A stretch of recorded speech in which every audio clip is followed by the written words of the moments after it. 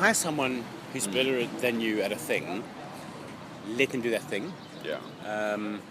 Make sure visions and values are aligned, but then when they bring you a data point, take the time to really process it and listen to it. I also try and encourage people to argue with me more, and because I'm opinionated and really believe in what I think, I have to have the discipline to listen to that argument. But I found that it's really helped me in recent years, encouraging people to argue with me. And I will argue back. I will argue hard.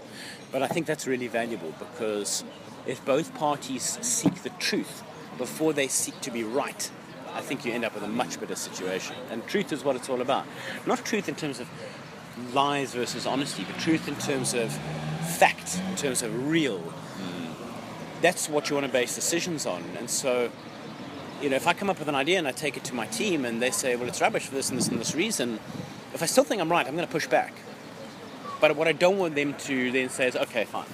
If they still think they're right, I want them to push back even harder. It's actually at Quirk again, Craig Raw and I were such great partners, and we still are to this day, we just not through Quirk, because we're so different as people. He's much more thoughtful than me, much less impulsive, more conservative. Yeah.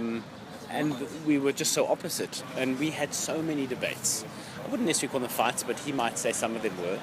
But I always respected him immensely, and still do. And so when he pushed back, even if I didn't like it, and often I didn't like it, because I would be bubbling with excitement, he would smash me into the ground.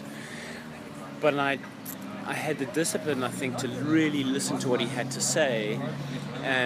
That also not necessarily I would always agree with him or always end up agreeing with him, but it was that conflict that was very valuable. And a cheesy line that I quote often is, if two people in a business relationship agree on everything, then one of them is unnecessary. And so you actually have to have the discipline to disagree. And do it with respect. And again, I think it's where Craig and I were good. I think we have a lot of respect for each other's strengths. I know I can't do what he can do, and I hope he thinks the same. And so we need each other. And so those disagreements were what made us more powerful, not less powerful.